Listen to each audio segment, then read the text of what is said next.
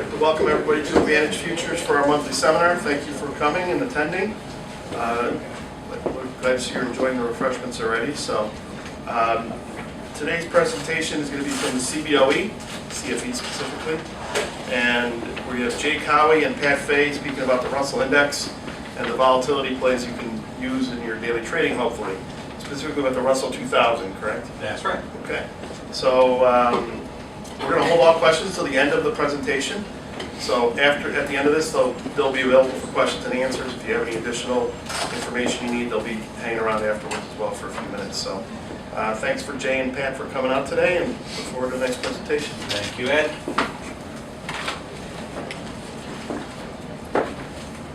Thanks for stopping by today.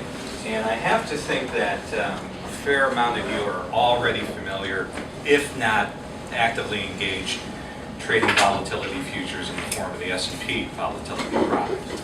Certainly there's been a lot more awareness, mainstream acceptance of trading volatility. It indeed has become that new asset class, and as market participants need to consider other markets and diversify beyond what they know, our breadth of market participants has grown, and I'll go into that a bit later and I'll point out why this asset class is an important addition to what you are already trading. So as Ed mentioned, I'm Jay Caauwe from across the street at CBOE, more specifically CFE, which is the CBOE Futures Exchange. So let's walk a little bit through the evolution of volatility itself. So back in 2004, actually it was Pat and myself who, I'll give some kudos here, pretty much started CFE with the VIX futures. So the exchange had this VIX index, right, since 1993. And the VIX index itself is a measure of implied volatility, looking 30 days forward. And some of the banks in particular said, you know, it'd be great if you had the tradable product around. So by that index level, the thing that you see quoted on CNBC and Bloomberg, the VIX, the fear gauge, which frankly I wish they'd get away from the whole nomenclature of fear gauge. While that remains well mentioned, it's the futures that really have driven this product space. So we listed the futures 2004, and back then it was primarily hedge funds trading. They were trading over-the-counter variance or realized volatility, and then turning to the listed futures product to hedge that, and essentially doing a realized against implied volatility type of trade. We saw additional growth come to the future space in 2006 when we listed the VIX options. VIX options right now are, depending on the month, the second or third most active index product at CBOE, behind things like SPX, spiders. So it opened the futures up to a new market segment because obviously the VIX option market makers needed to turn to the futures as their hedge. And the folks on the other side of those VIX option trades, usually upstairs, were also turning to the futures as their layoff or hedge.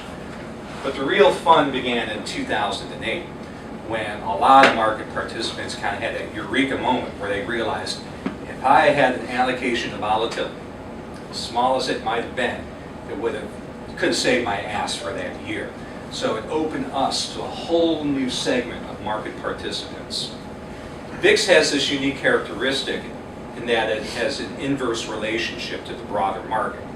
So as the broader market is getting hammered, VIX will spike to the upside. During times of market complacency, if the market is chugging along merrily or just riding a bull rally, VIX isn't going to fall out of bed. It just kind of trends lower. So the real payoff, the real opportunity exists, again, when the broader market is absorbing shocks, because that's when you'll see the VIX react and spike to the upside. And that's what people soon discovered in 2008. Now, make no mistake, VIX, it's kind of a funky product, and it does really require you to drill down deep in the weeds to understand the facet of trading an implied volatility future. We have Wednesday settlements. Why is that? That's unlike a lot of other futures products. Well, if you remember, VIX is a level of implied volatility looking at SPX options.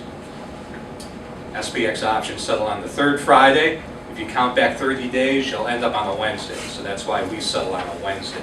So again, it's just one of those little nuances about trading volatility futures that you'll need to become familiar with.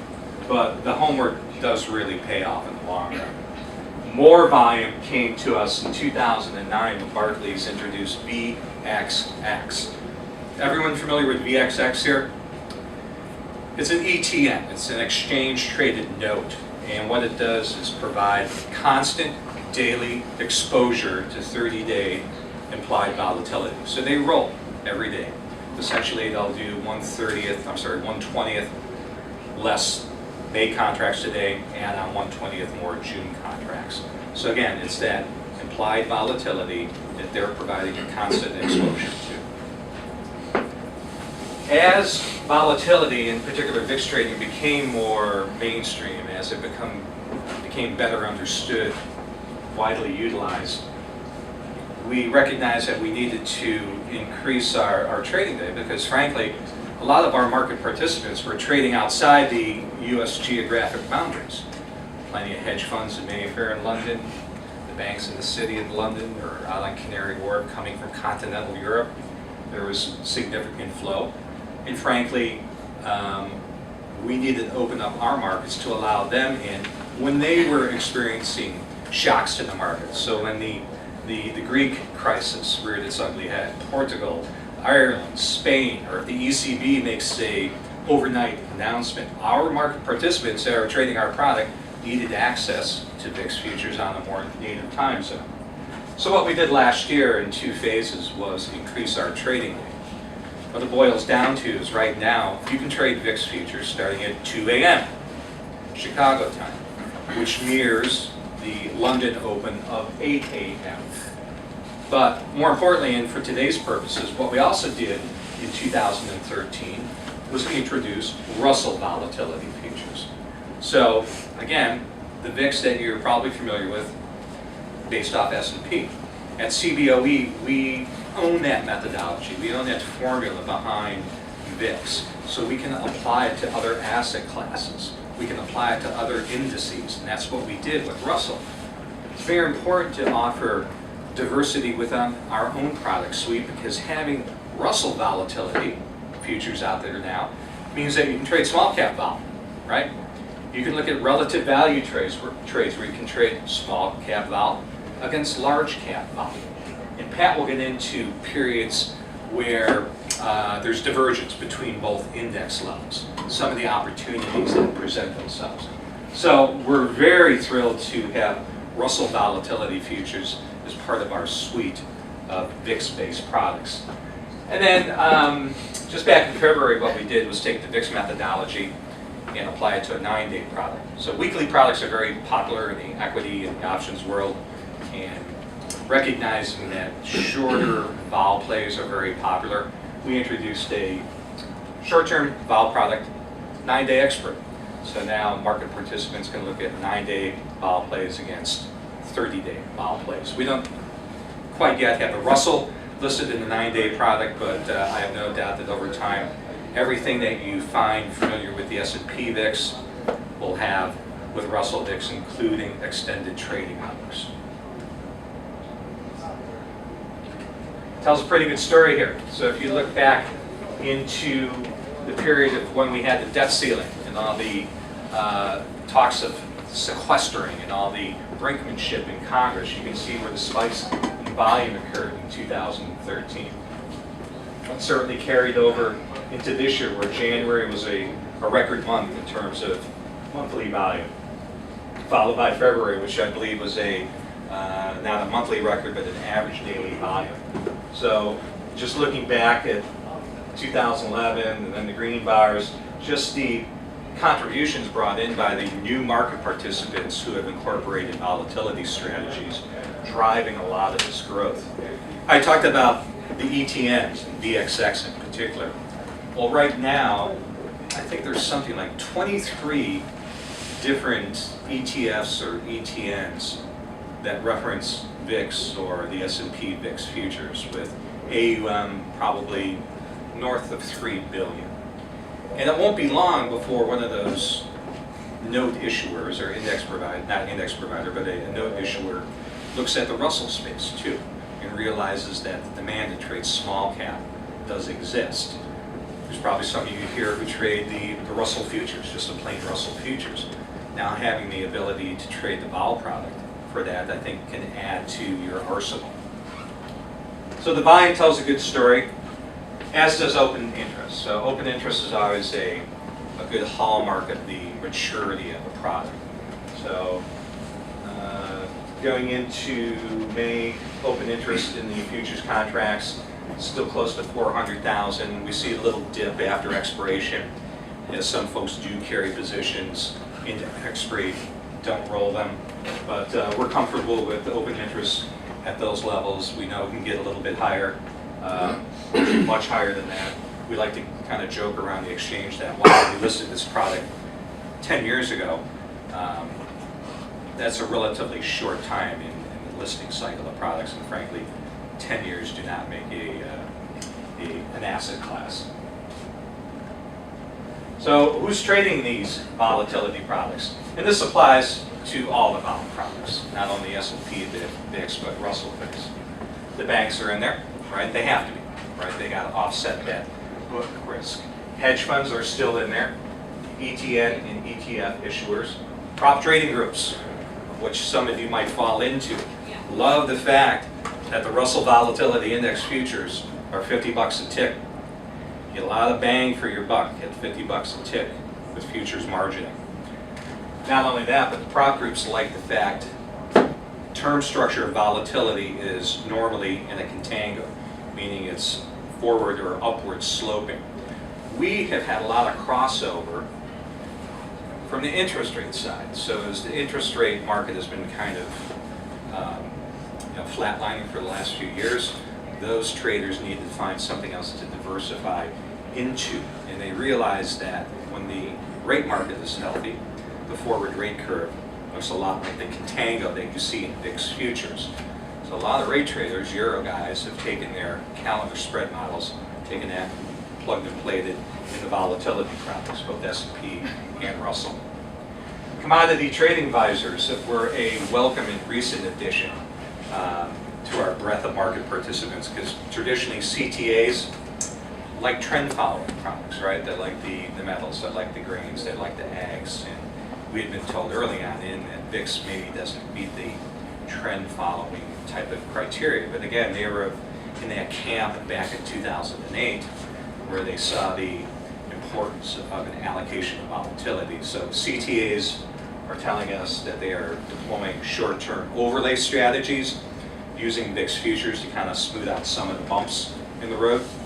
And then pensions and endowments. And there's plenty of that benchmarked specifically to Russell, to small cap. And that's the good business, because they need to constantly roll month after month after month. So those are the ones that you as traders would interact with, right? They are the natural flow to the Russell product.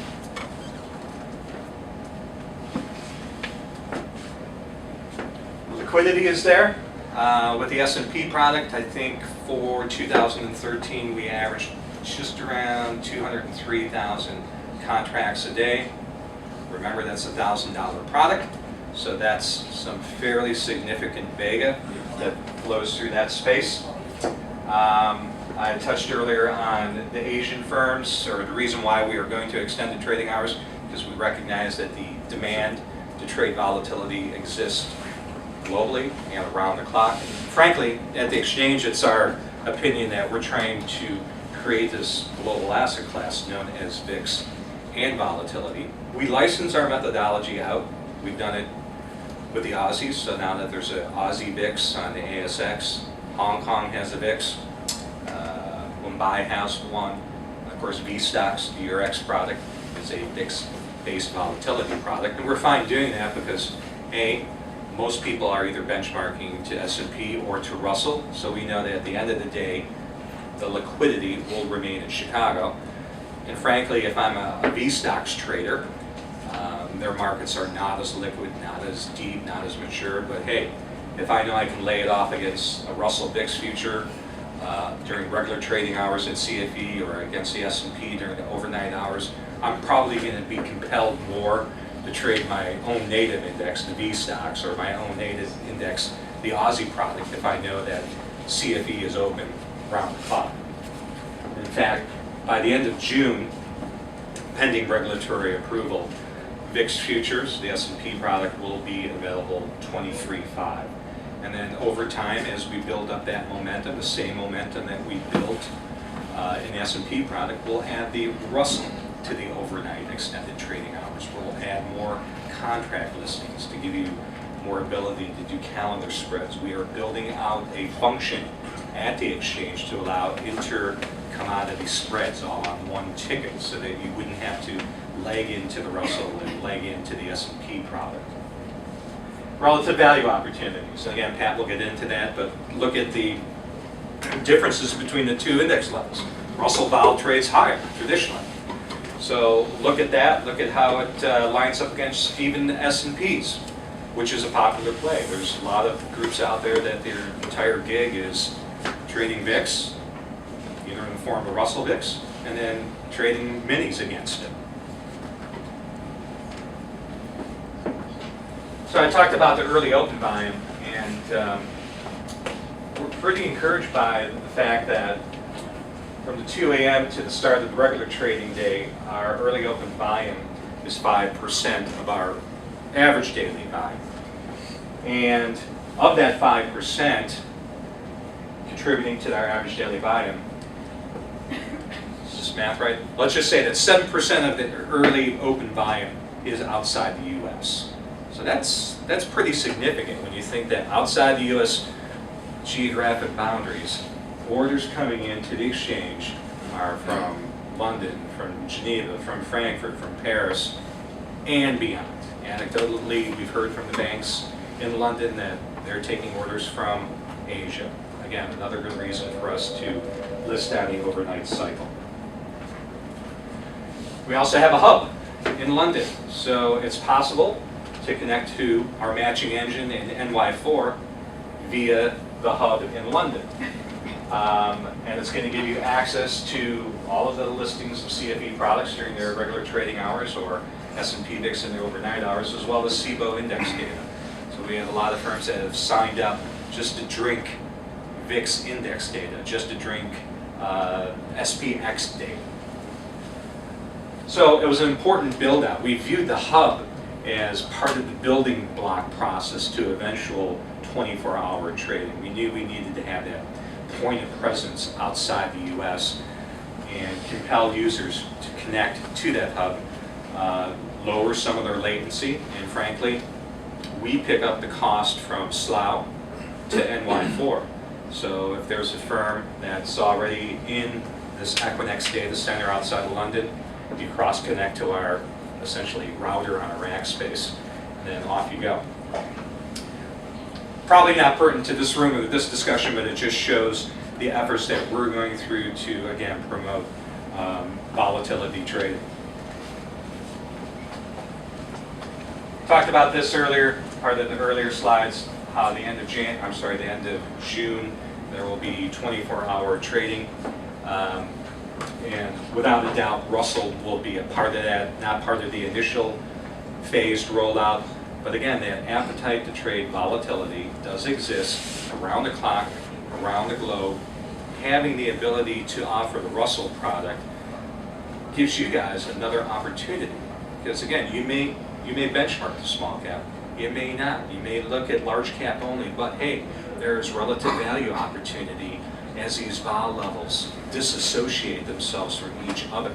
And frankly, spread trading, I think, is probably 20% of our average daily volume just in the S&P. Now, we've got a dedicated liquidity provider in the Russell. So we've already seen good examples of folks, yeah, they got a leg into it, but legging in between Russell vol and S&P vol. So we're very encouraged by the early growth we've seen in the Russell product. Again, it's all about the opportunity. Another opportunity in the Russell product is on settlement day. So tomorrow's settlement day for all our volatility index futures.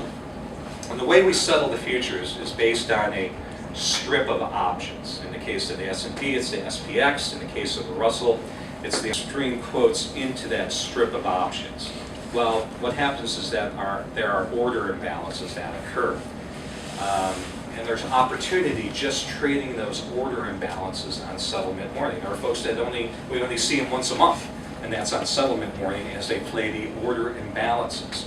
So now there's another opportunity. Order imbalances of one index against the order imbalances of another index. We talked about term structure plays. Term structure of the Russell against the term structure of the S&P. So I hope you take a look at the Russell Volatility Futures. Again, it's the same methodology that we use for S&P. I brought along back on the table there quick reference guides that go into the contract specifications. We think it's a good addition to anyone that's managing an equity book, anyone that looks to gain a lot of leverage in the marketplace. Again, $50 a tick.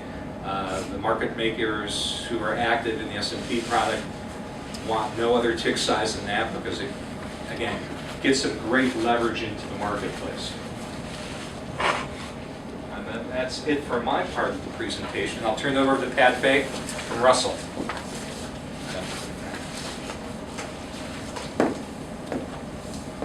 All right, we've got a flash up your disclaimer too. Oh, you didn't have this? You disclaimed it. All right. As Jay mentioned, I'm with Russell, but Jay and I have worked together for a long time, and it's interesting to hear him talk about the 7%. Remember when that was higher? Many-fold. We had a couple of clients in Europe that were the majority. I wouldn't say majority. Huge percentage of open interest in the VIX futures, and we were high-fiving each other when we get a 500 contract day. Now look what's that. We talked about volatility. CBOE was very successful with large cap vol. Obviously VIX has been a huge success. So we talked about why RVX, a small cap vol product versus large cap. Well, first off, as Jay mentioned, it uses the same calculation methodology as VIX, except it uses the RUT options, so the Russell 2000 index options, to drive the pricing and the quoting. The RUT options are the third most active index options contract in the United States. We've been doing just about 90,000 contracts a day since the beginning of the year.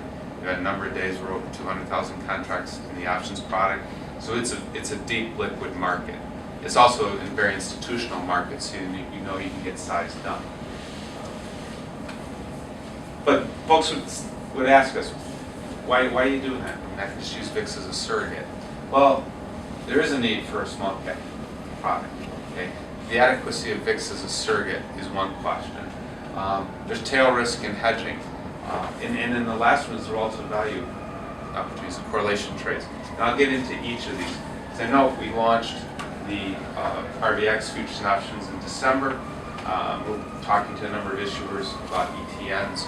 Obviously, we have to build up a base in Vega terms, probably about 500,000 of Vega a day needs to trade in futures and options. And at that point, we can get an ETN launched. But let's take a look at RVX versus VIX, or small cap versus large cap volatility.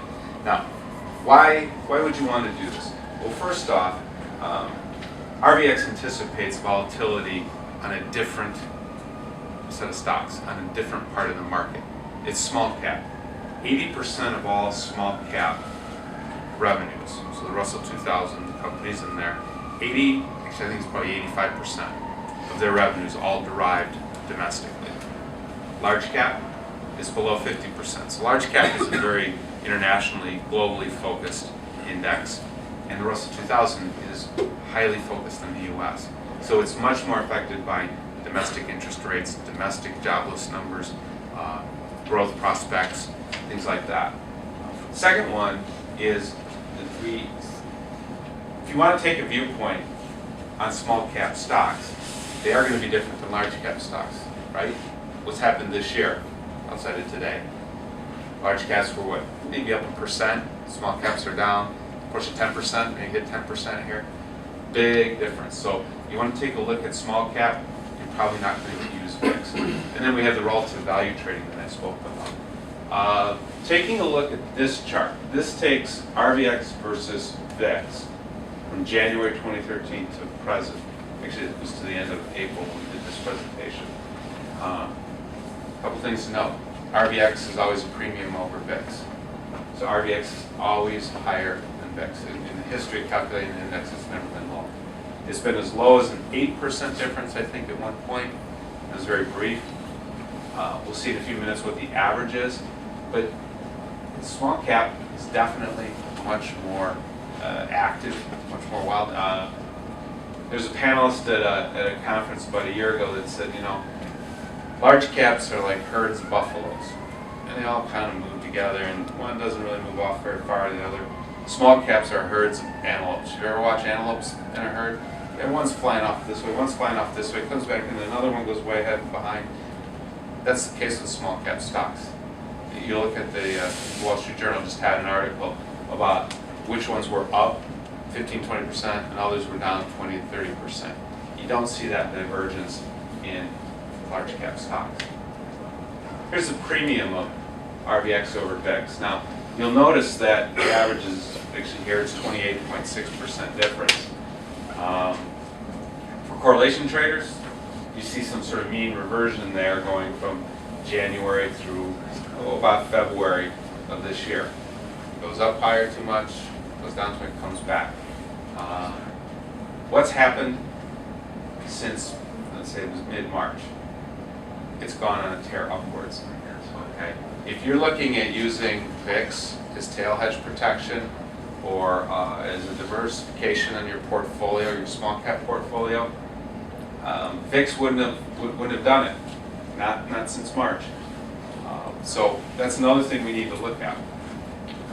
Another thing we can look at here is the fact that when it does go out of whack, when you go back to the previous slide, you'll notice that when the house gets on fire, the town gets on fire rather, they kind of converge. Well, that's something very interesting about volatility indexes.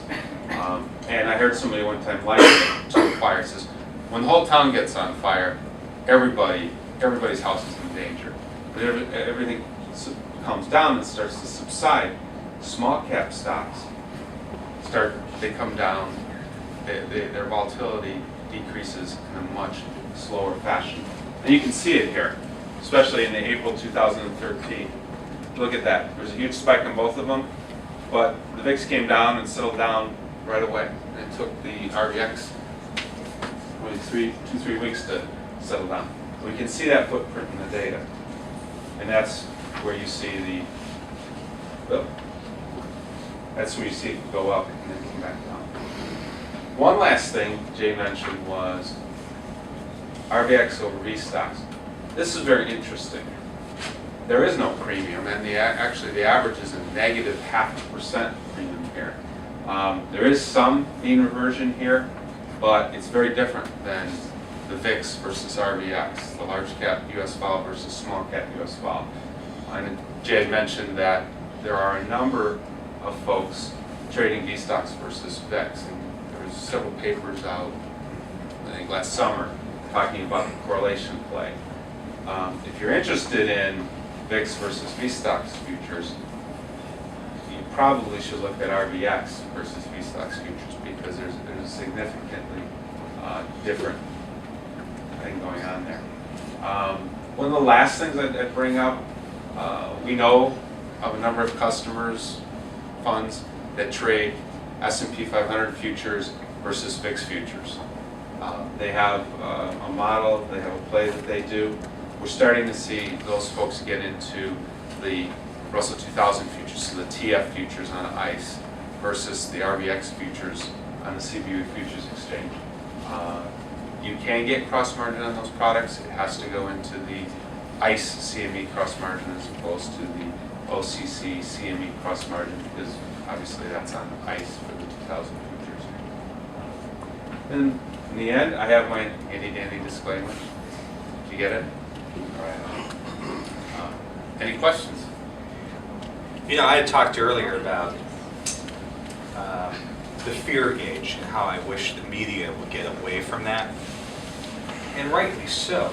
I mean, back in the day, I got it. People would look at VIX as a way to punt and take a view on volatility, but it's become much more of a product of utility. There's decent flow on both sides of the trades coming in. We've seen an increase of market participants, so it's certainly not one-sided. It's taken on whole new characteristics, and Kat was talking about mean reversion. And that itself is one opportunity, because over the course of these vol products, not only the S&P VIX, but the Russell VIX, there's a tendency to return to a norm. So the level of vol in Russell will never stay at 10, nor will it stay up at 50 too long. It's always going to return over time to a historical midpoint. And players in the market look at that. They look at where it's come from, how long it's been at where it's currently at, look at the rest of the environment, the fundamentals of the market, and use it as kind of a barometer for future moves in the market. So again, volatility trading has gone, again, beyond just a punt on where vol is going to head. It's become a product of choice, it's become a product of utility, and products of diversifying. Well, if you look at, I think if you look at the way the product is developed, so when it first came out, I think it was Ben Bowler at Merrill Lynch produced the paper that said if you had a portfolio of X% S&P 500 and X% of VIX, you would outperform just a native portfolio of S&P 500. And for the period he had, I believe it showed that. But then folks started looking at it and saying, hey, wait a minute, just buying and holding VIX futures and cashing them out when it gets on fire, that's very expensive. And as the product developed, I said, okay, you know what? It makes more sense to spread trade the VIX leg of it. And it reduced the transaction costs significantly. So you look at the way the product is developed, from just native use to the spread trading use to the portfolio protection to the relative value, and now all the hedge funds into it. I mean, they're momentum traders. So it's become the mantra we kind of utter across the street is not only do market participants know why to trade vol products, again, thank you 2008, but more importantly, how. So they've taken the time to go through these reports to, again, dig down deep in the weeds and learn the facets of trading vol, and just find a place in their mix for incorporating Russell volatility. The Russell Volatility product, just to give you a little history on it, a short history in time. Back to January, we had built it up to around 3,800 or so contracts of open interest between the futures and options. And then, if you remember, February was rather a volatile time, and what happened was people let the positions expire and they traded out of them. So the Russell Volatility open interest kind of waned a bit. And then in late April and early May now, we've seen a significant uptick. There was a 3,000 contract day recently. There's a couple of spreads gone up. I think there's in the options market, July 26-27 spread. Then there was that 800 lot in the Julys as well. It was a 22 series. This is all good for the futures product because obviously the RVX options hedges the futures.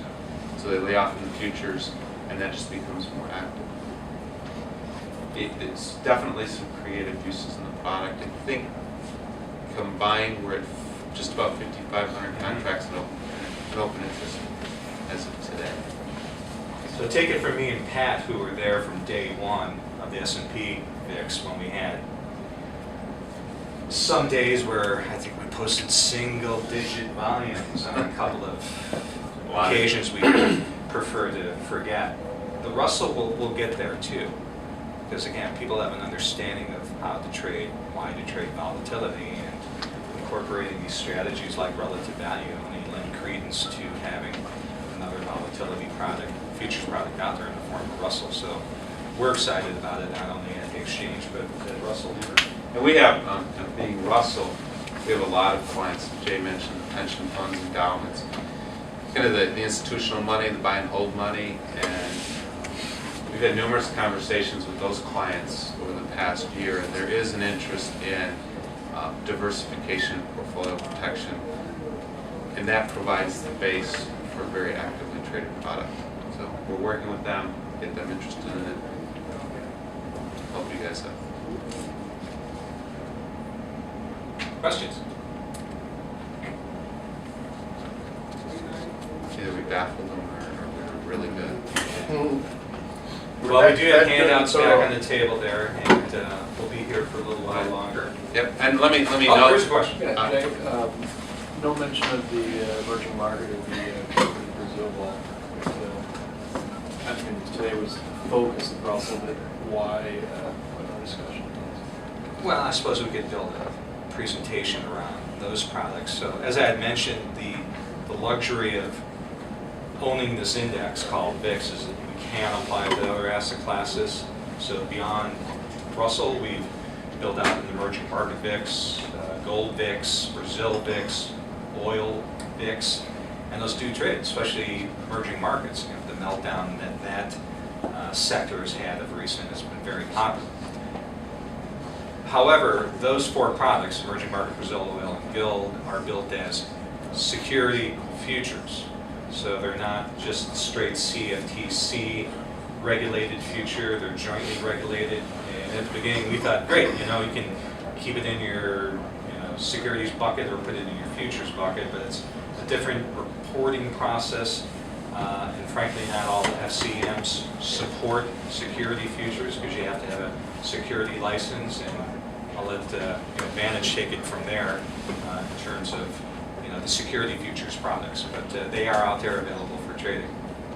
And we currently don't offer the securities futures projects. We're looking into that from the standpoint of either membership or, we have Series 7 licensed people here, but it's just going to be a question of how it fits into our business and what we have to go through regulation-wise to handle that. But there's plenty of interest in the CFE right now here at Advantage. You guys have done a great job, and thank you for that. It's a great new market and a great feather for Chicago, another great futures exchange in the city now, thanks to you two. Appreciate it. Oh, I work with you guys too. You guys have been tremendous advocates. Nothing short of that.